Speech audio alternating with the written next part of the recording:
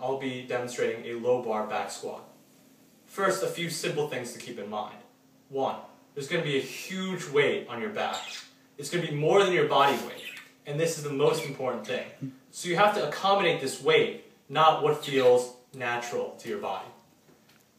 The most important thing to remember with regard to this is that the bar always has to be in a straight axis, perpendicular to the ground. And so the weight of it would travel in an imaginary line through your heels. So when I'm squatting, even though my hips are very far back, right, it's okay because the weight of the bar keeps me in balance. And so when I squat down, I want to make sure where the bar is on my shoulders will run through a straight line through my heels. My hips can be back, my butt and my hips can be back. That doesn't matter because that's not where most of the weight is being carried. So if I was to do a high bar squat, it would be a little bit different. There's more flexion in the front, and the knees track over more. But for the low bar squat, because you want to use as many muscles as possible and engage the posterior chain, you actually want to sit back as if you were sitting in a chair behind you. To demonstrate, I have a chair. So essentially what you're doing is you want to have the bar on your back. You're bending your knees, sure, but you're also moving your hips backwards. And this is the action you would see in a box squat. Now notice a few things. One, as I'm going backwards, my shin angle is pretty straight or near vertical. Without the chair, I can't actually keep it completely vertical, but it's much more so than, let's say, a squat like this. And people that just start out squatting tend to have a tendency, because they want to keep their body completely in line and maybe back vertical, which is different from straight, they'll end up doing something like this. They might even go up on their toes because they think this is the only way they can keep their body in balance with their back vertical.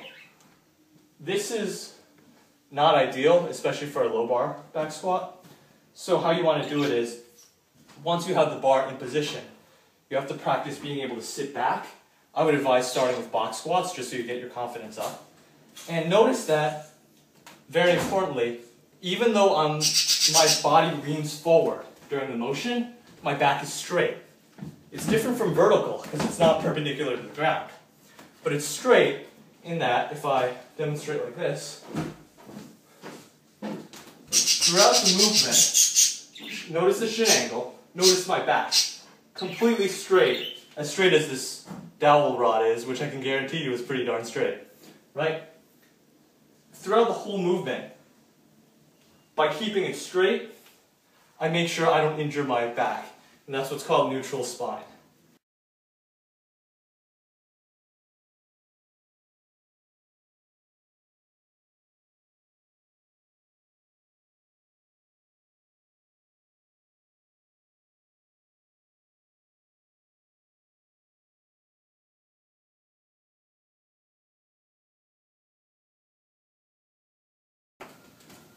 Squatting in parallel. So when you squat, how do you know when you've reached the bottom position? Most people think that when you hit depth, it means that your hip joint is below your knee joint in a squat. So where the hip is below where the knee is. Now, there are three principal ways the body can hit that depth. One is for when you get to like a low point, your hips tuck under. And if you notice what happens right here, at the lower back region, it's neutral up to a point, and then it rounds over. And that compromises your spinal stability. That's obviously what you don't want to do. It's called hip tucking, and it's very, very bad for your long-term health. Ways to avoid it are to try to shift the stress from the low back and the rounding to reach depth to either the knees or the hips. And then so what you might see in a high bar squat is that your knees come forward more and you can reach that depth without rounding. And this is, of course, safer. But the way I find is most preferable is how I do it in a low bar squat, where your stance is a little wider. You force your knees out to the side, And what that does is it puts all the stress on the hips. So what happens is that your hips rotate outwards, and that helps you achieve depth. And when you do that, there's no tucking, generally, and you also take the stress off your knees and put it all on the hips. People say squatting is bad for the knees, the biggest myth in the gym. But I think that, relatively speaking, when you do a low bar squat, it's even less stress on the knees and more on the hips, which can take it the best. I've squatted for 3 years and I haven't had any knee problems. So how to practice using the hips, or hip abduction, think like you're getting abducted by aliens, rotating outwards, right, outside this planet. You can try squatting and then putting your hands together and forcing your knees out.